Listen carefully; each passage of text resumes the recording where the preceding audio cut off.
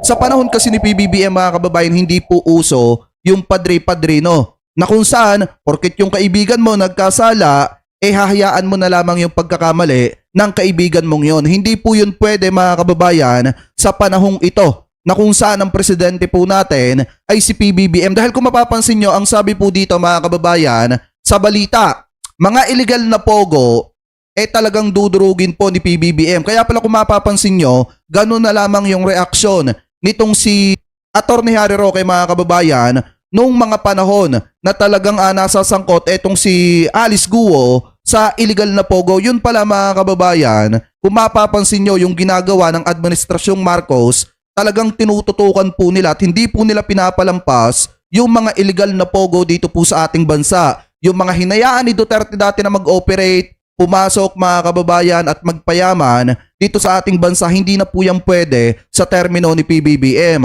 So ngayon kung makikita nyo, sabi po dito, eto basahin po natin. Nakatutok ang gobyerno sa problema sa illegal na operasyon ng Philippine Offshore Gaming Operators o itong tinatawag na POGO sa Pampanga, pati ang mga talamak na droga sa bansa.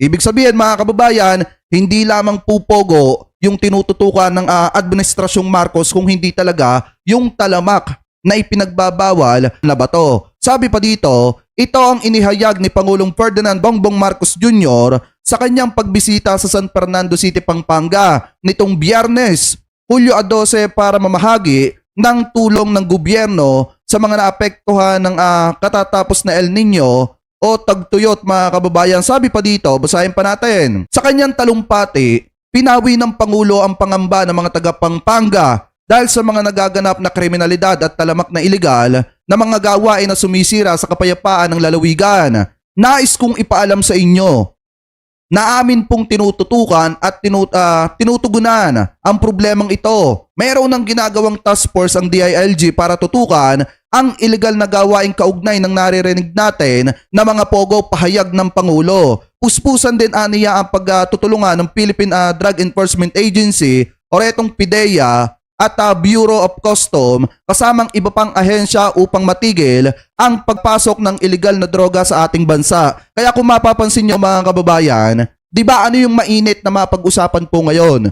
Yung patungkol sa pogo dahil marami pong nasasabat na mga illegal na pogo ang ating gobyerno. Pangalawa mga kababayan, kung mapapansin nyo naman, Edwa, noong mga nakaraang buwan, noong mga nakaraang 3 buwan mga kababayan, mainit naman yung pagtugis ng ating gobyerno sa mga malalaking syndicate mga kababayan dito po sa ating bansa. Ano po, dahil kung makikita nyo, napakalalaki ng mga bilang at halaga na nahuhuli na ipinagbabawal na gamot nung mga nakarang 3 buwan. Sabi pa dito mga kababayan, pagpatuloy pa natin, matatandang sa ginanap na pagsalakay ng mga otoridad sa Pogo Hub sa Porac, Pampanga ay natuklasan ng mga torture chamber kung saan dito umano pinaparusahan ng mga manggagawa sa scam farm kapag hindi naaabot ang kota ng mga sindikato. Sangkot din umano ang sinalakay na Pogo Hub sa iba pang krimen tulad ng prostitusyon at patayan mga kababayan po yung sabi dito. Kaya nga kung makikita ninyo, talagang sa panahon ni PBBM ngayon,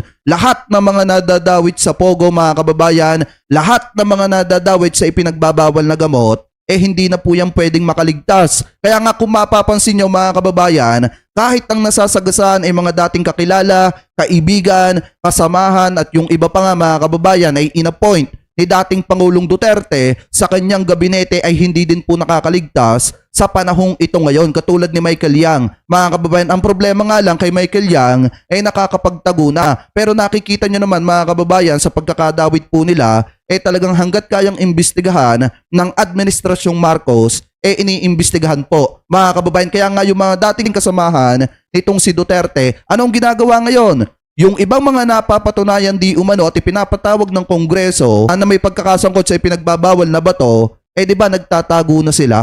Ano po, hindi nila kayang harapin yung mga accusation laban po sa kanila. Kasi nga mga kababayan, baka pag hinarap nila yon, lalo lang silang madiin. Ano po, dahil mapapatunayan na talagang sangkot po sila. Ano po, ngayon kung makikita nyo, eto siguro yung isang dahilan kaya gigil na gigil at galit na galit yung mga DDS supporter at yung kampo ni Duterte dito kay PBBM. Kasi yung dalawa na dating pinayagan nila mga kababayan, ano po, kasi kung makikita nyo si Michael Yang, inappoint pa nga Yung pala mga kababayan, si Michael Yang nasasangkot pala po di umano sa ipinagbabawal na gamot. Kung mapapansin nyo, yung dalawang pinakadapat tinutukan ni Duterte dati, si PBBM or administrasyon ni PBBM, yung nagbibigay halaga. Mga kababayan, ano po, yung mga pinabayaan ni Duterte katulad ng Pogo, mga kababayan, si PBBM po ang tumatapos ngayon para mabawasan or mapuksa yung mga illegal na Pogo. Ngayon, kung makikita nyo, maliwanag naman na tahimik lamang na nagtatrabaho at gumagalaw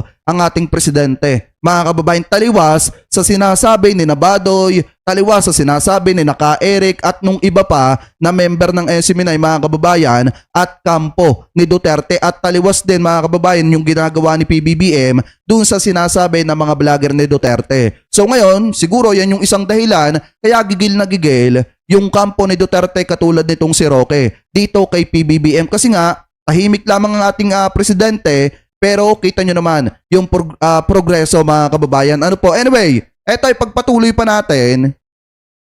Etong ating usapin dito pa sa isang balita na nakita po natin. Eto 7 years ago. Ngayon mga kababayan, di ba kung matatandaan ninyo, ano ba yung sinabi ni Duterte dati?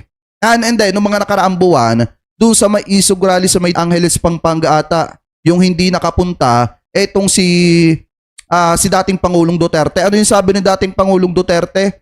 Wala na daw siya mga kababayang pera. Yan po yung katuwiran nitong si dating Pangulong Duterte at parang umaasa na lamang po siya sa kanyang pensyon. Pero mga kababayan, di ba sinasabi din nila, lalo na yung mga taga-suporta ni dating Pangulong Duterte, na eto daw pong si dating Pangulong Duterte ay namumuhay lamang daw po ng mapayapa mga kababayan at normal na pamumuhay. Sa madalit salita, wala naman daw pong nakurakot etong si Duterte nung panahon ng kanyang termino nung siya ay mayor pa mga kababayan hanggang sa naging presidente po siya. Pero ito pong video na pag-uusapan natin, siya po ay mayor pa lamang dito na tatakbo na. Tatakbo na sa pagka-presidente. Alam niyo mga kababayan, nung napanood ko itong balitang ito, nagulantang din ako dito. Kasi kung nagawa nilang magparami ng mga ari-arian sa loob lamang mga kababayan ng pamumuno ni Duterte nung siya ay mayor pa, talagang lalo na nung naging presidente siya, mga kababayan. Kasi kung makikita nyo, sabi po kasi dito sa GMA Integrated News, 8 years ago na itong bidyong ito, sabi po dito, pamilya ni Mayor Duterte may 41 ari-arian sa iba't ibang lugar ng bansa. Mga kababayan, eto partida, mayor pa lamang po si dating Pangulong Duterte dito at nagbabalak pa lamang siya tumakbo sa pagkapangulo. Ano po, kung makikita nyo, etong sinasabi dito sa balitang ito, taliwas dun sa sinasabi ng kampo ni Duterte at ni Duterte na wala ng pera, etong si Duterte at naninirahan lamang si Duterte sa maliit na bahay. Mga kababayan, ano po, eto panoorin muna natin. 41 mga ari-arian sa 7 iba't ibang mga lugar sa Pilipinas at di manoy 2.4 billion pesos na halaga sa 3 bangko. Yan ang isiniwalat ni Senator Antonio Trillanes IV na di manoy mga pag-aari ng pamilya ni Davao City Mayor Rodrigo Duterte. Ayon kay Trillanes, taliwas daw ito sa sinasabi ni Duterte na simple nilang pamumuhay. Buwelta naman ang kampo ni Diba kung matatanda ninyo ang malimit sabihin ng kampo ni Duterte, lalo na yung mga vlogger ni Duterte na hindi naman daw po korap si Duterte. Kahit hindi naman sinasabi ng mga pro-government vlogger na korap etong si Digong. Pero kung makikita nyo mga kababayan, ano yung malimit sabihin ng kampo ni Duterte? Si Duterte ay namumuhay lamang ng simpleng pamumuhay, sa madalit salita namumuhay ng payak na pamumuhay mga kababayan. At kung ito daw po ay nangurakot, di sana marami daw po itong ari-arian, di sana mga kababayan, napakayaman daw po ni dating Pangulong Duterte. Pero kita nyo naman daw po at nakatira lamang daw po sa maliit na bahay. Pero ano yung sinasabi dito? Ipagpatuloy pa natin. Ni Duterte, hindi porket may mga ari-ariang nakapangalan sa kanila ay galing na ito sa masama. May exclusive reports. Ang sabi lang kasi dito ni dating Senador Trillanes mga kababayan, may 41 na ari-arian sa iba't ibang lugar ng bansa or dito sa ating bansa, etong si dating Pangulong Duterte. Walang sinabi si former Senator Trillanes na ito ay galing sa masama. Bakit kung makikita nyo mga kababayan, nung mga panahong ito, masyadong defensive yung kampo nitong si Duterte. At sinasabi na meron nga silang ari-arian pero hindi naman daw po yung galing sa masama. Wala namang nagsasabi na yung kanilang ari-arian galing po sa masama mga kababayan. Ano po ay pagpatuloy pa natin? Si Salima Refran. Kung talagang hindi ito totoo, Sa sinasabi ni Senador Trillanes na mga bank account ni Davao City Mayor Rodrigo Duterte, dalawa daw ang inilistang address ng alkalde batay sa mga dokumentong kanyang nakalap. Ito raw ay ang bahay sa Ecoland Subdivision sa Davao City at ang nasa P. Guevara Street sa San Juan. Sabi dito may nag-comment, fake daw fake. Di tingnan nyo mamaya yung katiwala ni Duterte. Ito, pagpatuloy pa natin. Ang townhouse ay sakop ng barangay Maytunas. Ayon sa mga opisyal ng barangay, may isang unit ang pamilya Duterte sa naturang townhouse. Anong tinatanong mo, ma'am? Yung bahay ni Mayor Duterte po dito sa kabila. O sariling unit niya yun dyan, ma'am. Sarili niya. Sarili niyang unit. Mga gano'ng katagal na niya pagmamayari Kasi yun? dumating ako dito 3 years ago.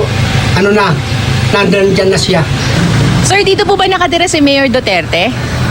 Bihira lang po, ma'am. Pero dito siya nakatira? May unit po siya pero bihira lang po. Ah, sino na po nakatira doon? Yung mga yung taga yung mga bodyguards niya po.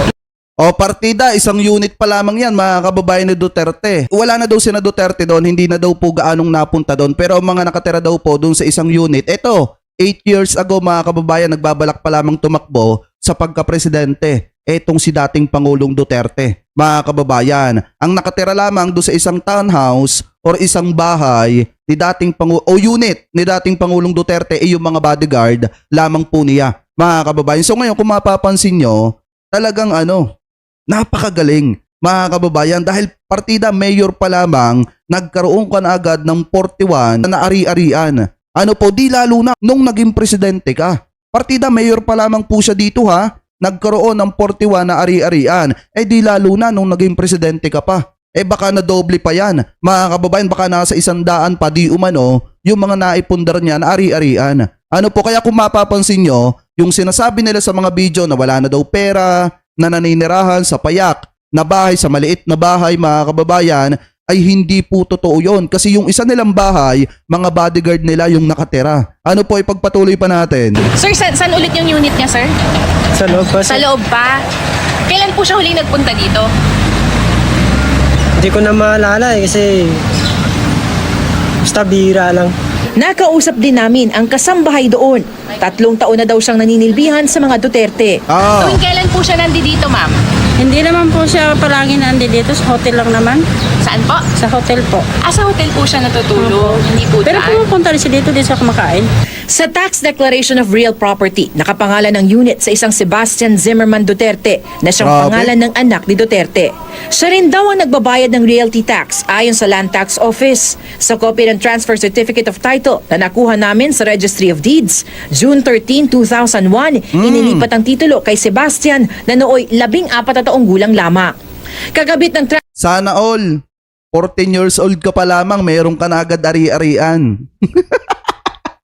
Sana all, kahit sobrang bata mo pa, pinagkalooban ka na agad ng tatay mo ng ari-arian. Tapos sasabihin ng iba, namumuhay ng payak at simple. Eto nga sa edad na 14 ni Mayor Basti Duterte, pinagkalooban po agad siya ng ari-arian ng kanyang ama. So yan ba yung namumuhay ng payak na pamumuhay? Yan ba yung namumuhay at sinasabi na wala ng pera mga kababayan at naninirahan sa maliit na bahay? Eto, pakinggan nyo pa ha, kung ilang ari-arian meron si BP Inday Sara Duterte, si Pulong at si Mayor Baste mga kababayan. Pakinggan nyo pa. transfer of title ang isang affidavit ni Elizabeth Zimmerman, pangalan ng ina ni Sebastian. Nakasulat dito na ang perang pinambili sa property ay galing sa ipon ng ina.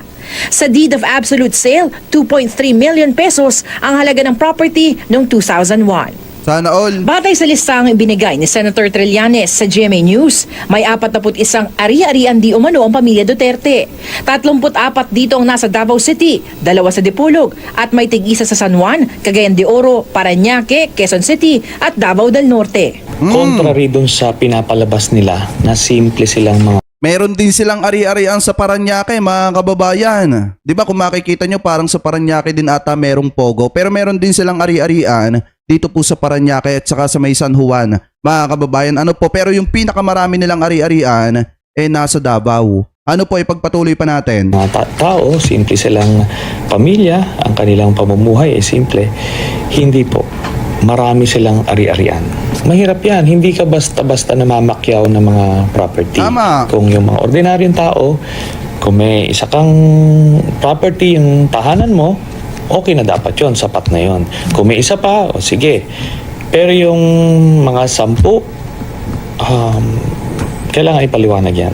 Tama. Sa datos naman ng Land Registration Authority, 4 sa mga nasabing property, kanselado na ang transfer certificate of title. Ibig sabihin, iba na ang may-ari. Pero ang Ibinenta mga na. nananabing ari-arian, tugma ang pangalang nakasaad sa listahan ni Trillanes. Si dating Davao City Mayor Sara Duterte, may 15 ari-arian. 4 ang nakapangalan sa kanya, kasama ang asawang si Attorney Manasseh Scarpio. Sana all! Sana all, mga kababayan. Sana all. Mayroong 15 na ari-arian. Sana all ganun kayaman, mga kababayan. Sana all yung namumuhay ng mapayapa at namumuhay ng simple at may maliit na bahay at walang pera, may ganung ari-arian, mga kababayan. Sana all na lang, mapapasana all ka talaga. 15 po yung ari-arian, sa madalit salita 15 yung ari-arian nitong si BP Inday Sara Duterte, mga kababayan. Ipagpatuloy pa natin yung sa iba niya pa, mga kapatid. Si Vice Mayor Paulo naman, may 10 ari-arian. 2 dito nakapangalan sa asawang si Lovely Sangcola Duterte at 2 naman sa isa pang asawa na si January, Muslim Sana all. convert ang Vice Mayor. Si Sebastian Kaya kay Pulong, mga kababayan, 10 yung kanyang ari-arian, kay BP Inday Sara Duterte, 15. naman may 8 ari-arian din. Si Veronica Avancena Duterte naman, na anak ni Duterte kay Hanilet, nakapangalan Ang kay Baste, mga kababayan, kay Mayor Baste ay 8 yung kanyang ari-arian. Hindi natin alam, baka nag-multiply pa. Ano po, kasi ito, 8 years ago po ito, napakatagal na panahon na po ito, mga kababayan. Hindi din natin alam kung yung kay Sara nananatiling 15 o baka nadagdagan na rin, mga kababayan. At yung kay Pulong, hindi rin natin alam, baka nadagdagan na rin, mga kababayan. Ganun din kay Mayor Baste. Pero bukod kay Mayor Baste, meron ding ari-arian etong si Ma'am Kitty Duterte. Ano po yung isa pang anak ni Duterte doon sa kanyang pangalawang may bahay. Ano po, mga kababayan, ipagpatuloy pa natin. ang 2 pang ari-arian. May property din na hindi malinaw kung ano ang kaugnayan sa mga Duterte. Ang property sa Dipolog, nakapangalan sa mag-asawang Sebastian Descallar at Jesusima Duterte sa Dipolog. At ang property sa Cagayan de Oro na nakapangalan sa isang Gianpaolo D. Duterte. Sabi nga dito ni Satero, Constantino, 8 years ago pa pala ano pa kaya ngayon? Kaya nga, baka nga nag-multiply na ito. Biruin nyo ha, baka nga yung kay BP Inday Sara Duterte na mga property, hindi na po 15 pieces. Baka nga magulat na lang tayo, nag-multiply na yon, mga kababayan, at naging 30 na. O 40 na, mga kababayan.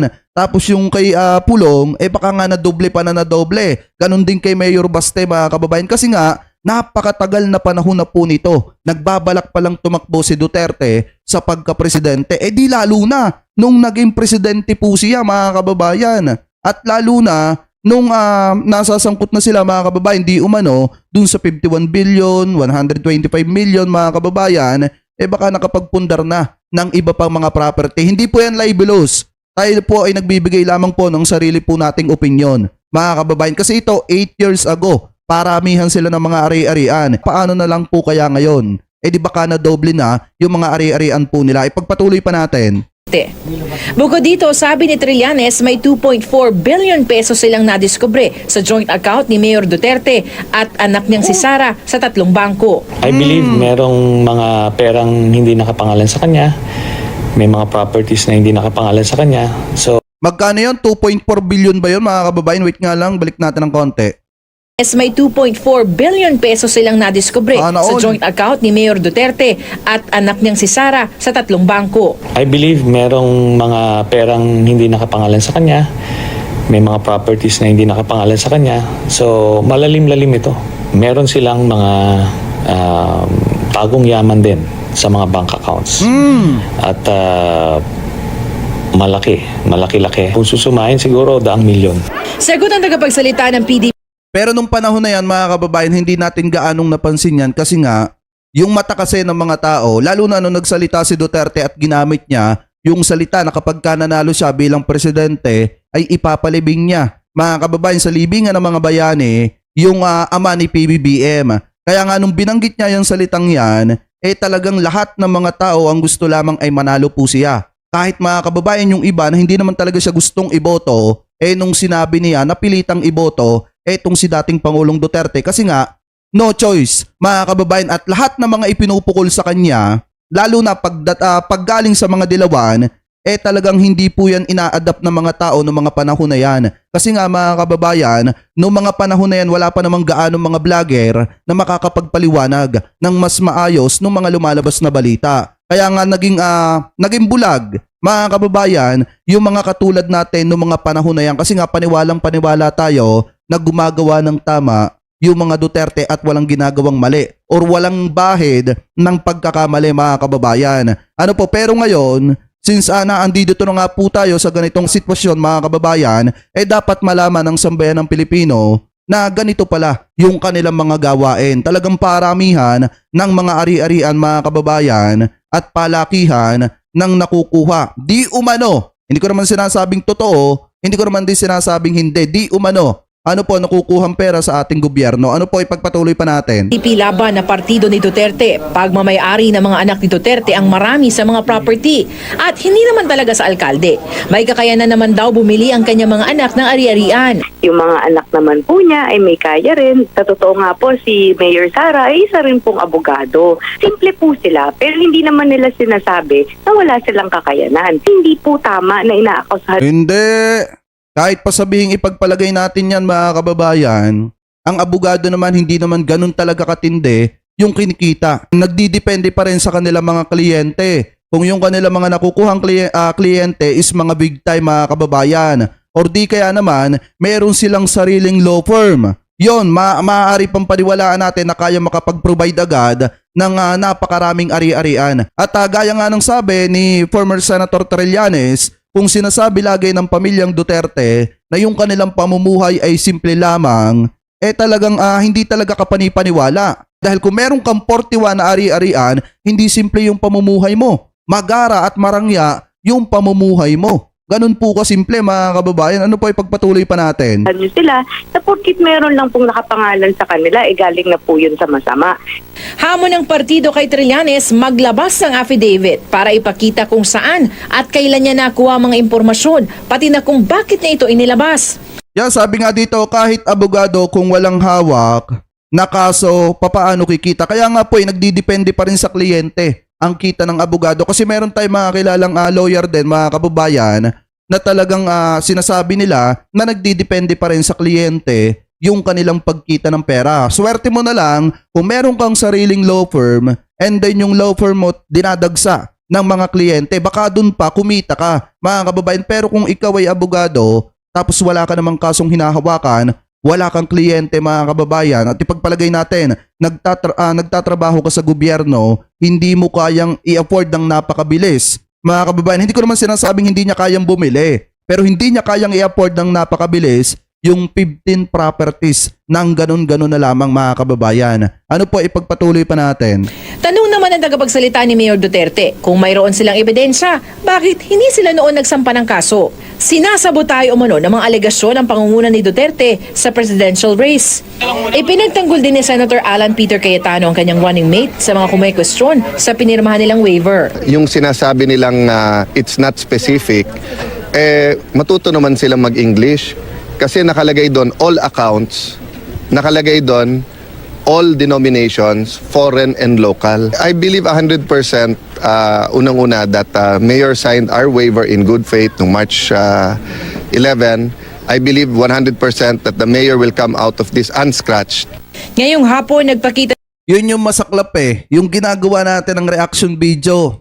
Pas na yan, mga kababayan. At masarap masarap himayin yan sa panahong naandito tayo sa present dahil alam natin yung mga nangyari, mga kababayan Kita nyo naman, natapos ni Duterte yung kanyang termino pero yung ating tinatalakay ngayon, nung babago pa lamang siya tumatakbo sa pagka-presidente. So mas solid ngayon yung ating opinion, mga kababayan, dun sa nakita nating balita sa nakaraan. Ano po, dahil mga kababayan, kung makikita nyo, eto masasabi natin ngayon na talagang kapanipaniwala yung sinasabi ni former Senator Trillanes na dapat talaga matutukan ito at maimbestigahan. Dahil unang-una mga kababayan, kung ikaw ay simple lang yung pamumuhay mo at merong kang 41 na ari-arian, hindi simple yan. Mga kababayan, marangyang pamumuhay yan na dapat matutukan ng ating gobyerno. Ano po ngayon, ipagpatuloy pa natin? Si Mayor Duterte ng bank statement sa kanyang account sa BPI Julia Vargas branch. Ang address na nakalagay rito ay pareho rin ang address na binigay ni Senator Trillanes sa GMA News. Nagkasaad dito na 17,000 piso ang laman ng bank account mula December 31, 2015 hanggang March 31, 2016. Naunang sinabi ni Trillanes, Sabi nga ni Trillanes, mga kababayan, may mga bank account na hindi talaga nakapangalan sa kanila.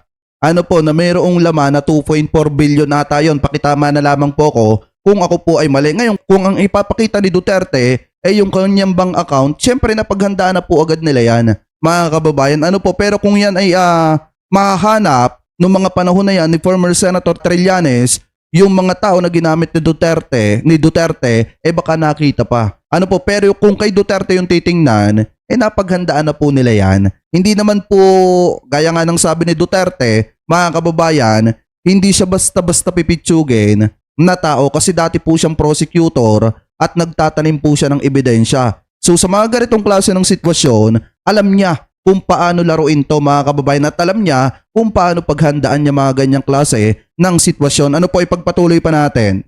na may mahigit 200 milyong pisong account noong 2014. Salima Refran, GMA News. Grabe no? Kung makikita ninyo, paramihan ng ari-arian. 8 years ago, merong 15 pieces na ari-arian si BP Inday Sara Duterte, merong 10 pieces na ari-arian si Congressman Pulong Duterte, at merong 8 ari-arian si Mayor Basti Duterte, mga kababayan. Paano na lang kaya ngayon? Ano po, na naging presidente, etong si dating Pangulong Duterte at mga nasa katungkulan, nasa gobyerno yung kanyang mga anak. Di baka na doble na, mga kababayan? Ano po, kayo, ano pong komento ninyo? Hingil po dito sa sinasabi, mga kababayan, ni Duterte. Eto, ikinonect lang natin to kasi sinasabi ng mga DDS at saka nitong si Duterte na kaya hindi nakapunta si Duterte dun sa may Isog Rally, sa may Angeles, Pampanga po ata yun, ay dahil wala ng pera.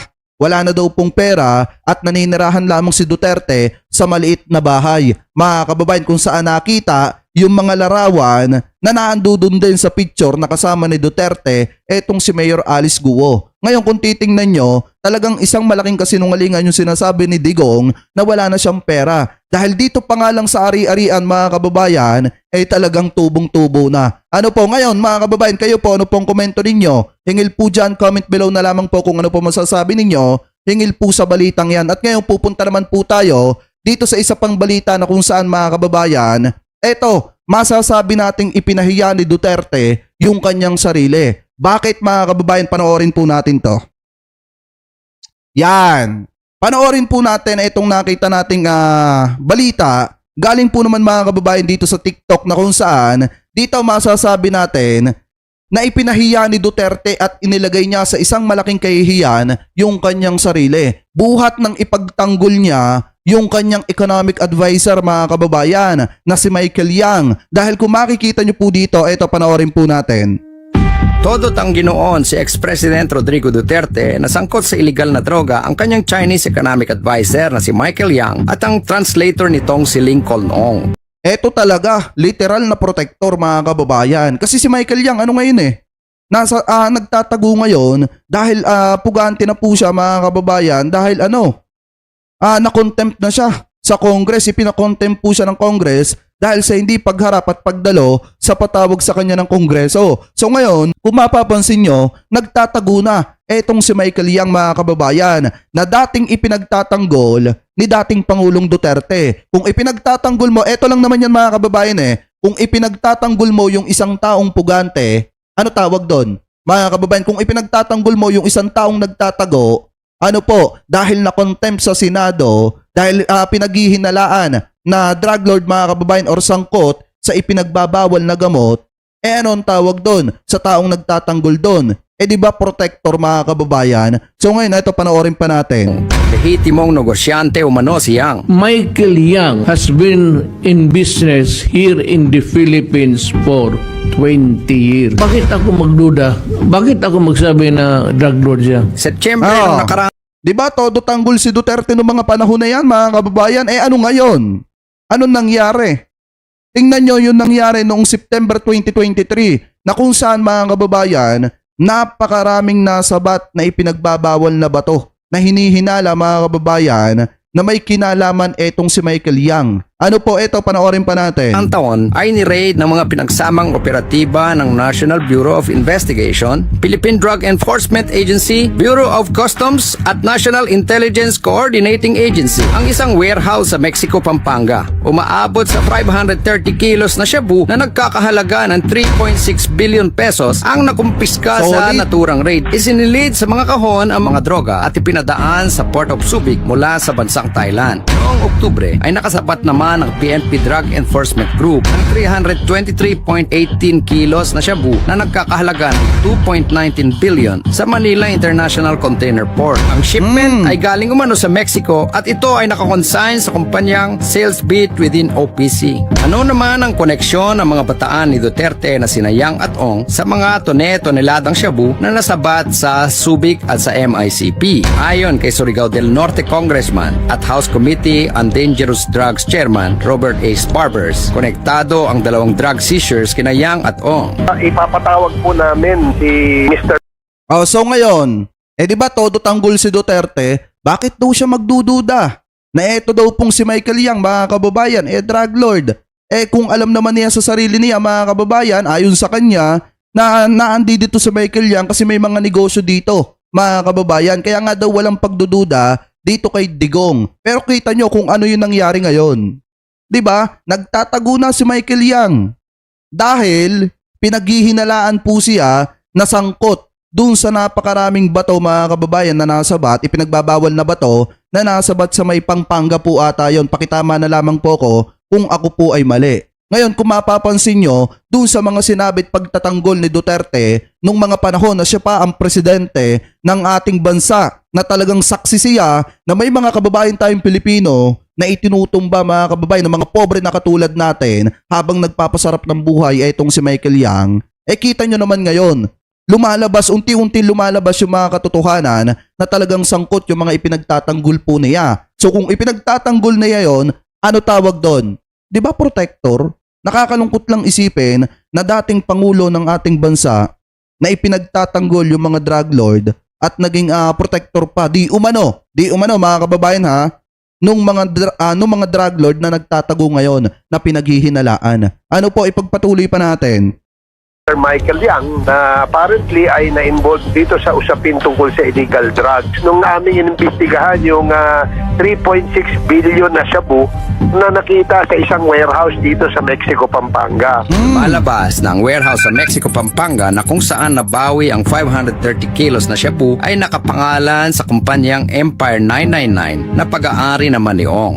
Kung inyong matatandaan, itong si Ong ay nasangkot din sa kontrobersya na may kinalaman sa 4 billion COVID death kits anomaly noong kasagsagan ng COVID pandemic. Ito ay inimbestigahan ng Senate Blue Ribbon Committee sa pamumuno ni dating Senator Dick Gordon, kaya galit na galit sa kanya noon si Duterte. Yung otak mo, Dick, nagtutunaw, napupunta dyan sa tiyan mo. Laki ng mukha mo, hindi magmintis itong sampal ko. Kaya pala kung makikita nyo, noong mga panahon ni Digong, mga kababayan, galit na galit sila kay Gordon Kasi nga naman, nabisto yung ginagawa nila mga kababayan or ginagawa nung mga kasamahan niya. Kaya kung mapapansin nyo, di ba kada magkakaroon ng pagkakataon na itong si Duterte na makapagsalita at ma-interview ng media, may mga times na nababanggit niya itong si Gordon na talagang gusto niya mga kababayan na lapatan ng kanya mga palad yung mukha nitong si Gordon. Kasi nga pala mga kababayan, kaya pala ganon yung mga ikinikilos ni dating Pangulong Duterte kasi nabibisto ni Gordon yung mga galawan po nila nung panahon ng pandemic mga kababayan na kung saan nangangailangan ng awa at tulong yung mga kababayan po nating Pilipino. Ano po na nanghihingi ng ayuda at pagkain sa ating gobyerno at dagdag assistant na kung saan mismong lantarang sinabi ni Digong na wala ng pera yung ating bansa. Pero talamak pala mga kababayan yung kaliwat kanan nilang na mga gawain nung kanya mga kasama at mga inappoint. Mga kababayan, ano po katulad nitong sinaong at netong sina Michael Yang? Ano po ay pagpatuloy pa natin? Niniwala rin si Barbers na itong si Yang at si O ay konektado sa makapangyarihang Mexican drug cartel na isa Nako. sa pinakamalaking source ng illegal na droga hindi lamang sa Pilipinas kundi sa buong mundo. Ayon sa dating bodyguard at self-confessed hitman ni Duterte na si Arturo Las Cañas, magkakasama sa multi-trillion na negosyo sa illegal na droga ang pamilya Duterte at ang kanilang source ay si Michael Yang at iba pang mga Chinese na kasama sa Davao Mafia. Siya ang pinaka-lords of all the drug lords in the Southern Philippines, maybe the entire Philippines. At upang mawala ang kanilang Grabe, mga no? kalaban sa negosyo ay naglunsad ng peking drug war itong si Duterte at pinagpapaslang ang mga maliliit na tulak at nasangkot pa ang mga inosente na wala namang kinalaman sa droga. Ito naman ngayon Yan ang nakakalungkot mga kababayan. Sa sobrang pagtitiwala natin noong mga panahon na yun kasi nga nabola tayo, kasi nga nauto tayo mga kababayan, ang tinamaan lang talaga yung mga kababayan natin pobre na nagtiwala din sa kanya nung panahon ng eleksyon. At yung mga may mga kaya na nasasangkot sa mga kung ano-ano man, mga anomalya at hindi makatuwirang gawain, yun po yung namamayagpag at masayang namumuhay habang nagpapalaki ng kanilang mga tiyan nung panahon po ng termino ni dating Pangulong Duterte. Nakakaawa nga lang na at nakakalungkot kasi tinamaan yung mga kababayan nating pobre na katulad po natin na kung saan mga kababayan may mga inosente pa nga na nadamay nung naglungsad siya or nagsagawa sila ng plano na peking war on drugs. Mga kababayan, ano po ipagpatuloy pa natin? Yan ang dahilan kung bakit nahaharap ngayon si Duterte, ang kanyang anak na si Inday Sara at ang kanyang alanay na si Senator Bato de la Rosa ng kasong crimes against humanity sa International Criminal Court. Ngayong wala na sa poder si Duterte, tiyak na mabubunyag na rin ang tunay niyang motibo sa kanyang peking drug war. Mabubunyag na rin kung sino talaga ang nasa likod ng tinaguriang Davao Mafia. Di ba mga kababayan, alam niyo ang pinaka nakakalungkot dito? Marami tayo mga kababayang Pilipino nung panahon ni Digong ang tapat talaga sa kanilang tungkulin na manghuli mga kababayan ng mga drug lord. Ika nga mga kababayan. Pero ano ang ginawa? Ano ang ginawa ni dating Pangulong Duterte dun sa mga tapat nating mga kababayang Pilipino? Katulad po mga kababayan nito, eto panoorin naman natin. Yan, katulad nitong si ex-colonel, mga kababayan, na kung saan gustong ipatumba nitong si Duterte mga kababayan. Ito ata si Acerto. Pakitama na lamang po ko kung ako po ay mali. Anyway, pakinggan po natin to mga kababayan. Ako po ay isang pulis na nanilbihan ng mahaba at tapat para tulungang masawata ang illegal na droga sa ating bansa. Matagal po akong naging anti-narcotics operative at natalaga po ako bilang Deputy Director ng PNP Anti-Illegal Drug Group at PNP. Edgardo Acerto. Ata yung pangalan nito mga kababayan. Masyado kasi maliit eh. Alam nyo, ito yung nakakalungkot eh. Marami tayong mga tapat na alagad ng batas noong mga panahong yan. Kaso nga lang mga kababayan, kapag may mga naiimbestigahan sila at nasisilip na may kaugnayan or may kinalaman kay Digong, ang ending, ang nangyayari mga kababayan, ganito. Na kung saan yung sinasabi niya dito, talagang gusto siyang ipatumba nung panahon ni dating Pangulong Duterte. At yung tao na may gustong maitumba po siya ay walang iba kung hindi etong si dating Pangulong Duterte. Yan mga kababayan yung nakakalungkot. Sa totoo lang. Kaya nga mga kababayan, hindi rin natin masisisi yung iba mga kapulisan nung panahon ni dating Pangulong Duterte na sumusunod lamang dun sa sinasabi ng mga opisyales. Dahil kung susubay sila, wala silang magagawa. Ang ending mga kababayan, baka mapatulad pa sila dito kay Col or ex-colonel mga kababayan, Acerto. Ano po ipagpatuloy pa natin? PNP Drug Enforcement Group. Ako din po. Acierto. Ayan. Ay, may galab shoutout Acierto. Ang parehong pulis, Colonel Eduardo Acierto. Acierto. Na matagal nang ipinapahanap at ipinapapatay ng dating Pangulong Duterte sa militar at sa kapwa ko pulis. Grabe no? Pinapapatay ko ako ni Duterte dahil natalisod ko at pinaimbestigahan ko sila Michael Yang at Alan Lim na malapit nilang kaibigan ni Senator Bongo. ako po at kasamahan kong si Police Captain Lito Perote ang nakadiskubre ng mga illegal na aktibidad at gumawa ng report tungkol kay Michael Yang at Alan Lim, mga personalidad sa illegal na droga na laging nakikitang nakasama ni Pangulong Duterte at Senator Go. Sabi dito, kinasuhan ni Duterte si Acerto. Ito ba yung kinasuhan ni dating Pangulong Duterte? Kasi mga kababayan, nakakalungkot lang isipin. Eto, natalisod lang partida ha. Natalisod lang yung mga kasamahan ni Duterte. At pinaimbestigahan etong si Michael Yang at yung isa pa na di umano ay nasasangkot sa ipinagbabawal na bato. Pero anong ginawa ni Duterte? Bukod siguro sa kinasuhan niya, kung kinasuhan niya man ito mga kababayan, gusto niya pang ipatumba ito. Ganyan po katindi yung ginawa at pang-aabuso ni dating Pangulong Duterte sa kanyang kapangyarihan bilang presidente ng ating bansa. Ginamit niya yung pagiging presidente para lamang po mga kababayan, di umano sa pangsarili po nilang interes. Ano po, ipagpatuloy pa natin. Yung kasamahan ko pong si Police Captain Perote ay dinukot po sa lobby ng isang hotel sa Bacolod. Grabe no? Ng 5 armadong kalalakihan na nakasuot ng bonnet at bulletproof vest. Meron din po silang mga lookout sa labas. Hindi na po makita hanggang ngayon si Perote. At malamang patay na si Perote. Grabe. Matagal na po akong natatakot para sa aking buhay dahil ako ay pinapapatay ni Duterte. Sila po ay ma-impluwensya hanggang ngayon. Pero this has got to stop. Tapos na ang maliligayang araw ni Duterte, Bongo at Bato de la Rosa. Panahon na po siguro ngayon na magtiwala sa ating pamahalaan. Nakita ko po na sa panahon ni Pangulong Marcos nagkaroon ng hustisya sa kaso ni Senator Laila de Lima. Nanalangin po ako na sana din magkaroon ng hustisya ang aking kaso at magkaroon ng accountability sa mga kasalanan ni Duterte, Bongo at Bato de la Rosa. Isama na rin natin si Aaron Aquino, si Oscar Albayalde at Wilkins Villanueva. Dapat na silang usigin ng batas. Dapat malaman ng tao ang kanilang kasamaan. Panahon na ng paniningil.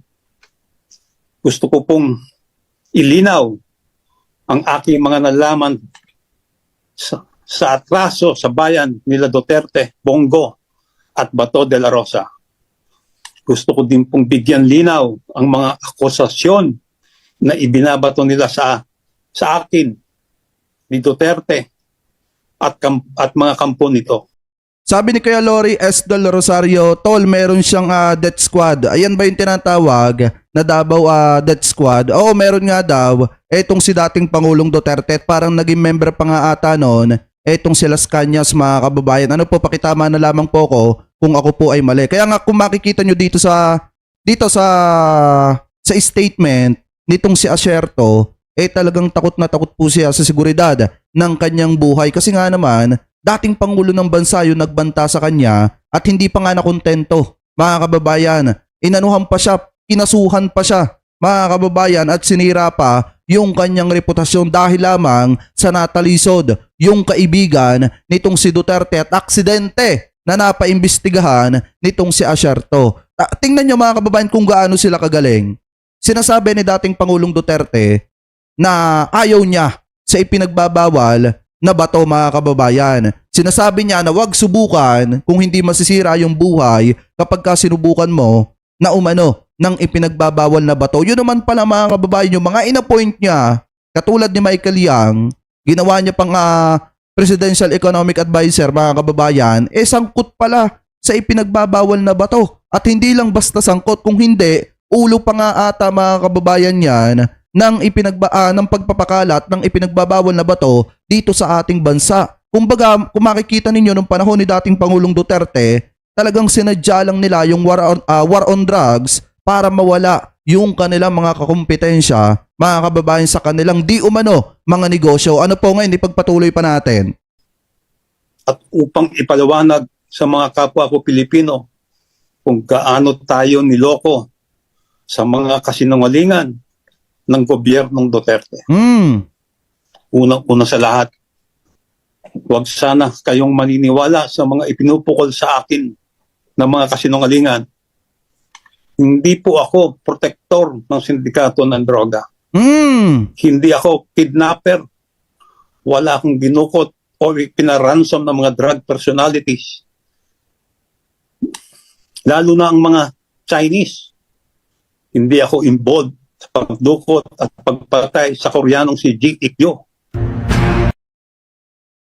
Maliwanag naman dyan, mga kababayan, yung sinasabi nitong si ex-colonel Acerto na talagang may banta si Duterte sa kanyang buhay. Kaya nga kung mapapansin nyo, ito yung mga senaryo na talagang nakakalungkot isipin na meron tayong mga tapat at maayos na pulis noong mga panahon na yan. Ano po, na nakaupo bilang Pangulo ng ating bansa, si dating Pangulong Duterte. Kaso inabuso niya yung kanyang kapangyarihan at ginamit niya yon para utusan yung ating mga kapulisan na magsagawa ng war on drugs hanggang sa lumalabas na may mga naaabuso na, mga kababayan. Ano po, kaya nga kung mapapansin nyo, di ba ano ba yung malimit sabihin ni Duterte dati? Ayaw niya. Pero anong ginawa niya? Nag-appoint siya ng mga tao na may kinalaman at mga ulo di umano ng mga sindikato. Ano po? Anyway, mga kababayan, kayo po, ano po ang komento ninyo hingil po dito sa balitang ito, mga kababayan, na talagang napahiya or ipinahiya mismo ni Duterte yung kanyang sarili, mga kababayan, dahil sa pagtatanggol niya at pagprotekta niya nung siya ay presidente pa dito kay Michael Yang. Ano po, at ano po masasabi nyo hingil po doon sa paramihan ng mga ari-arian ng mga anak nitong si dating Pangulong Duterte? Comment below na lamang po, mga kababayan, kung ano po ang masasabi nyo hingil po sa balitang yan na tinalakay at hinimay po natin.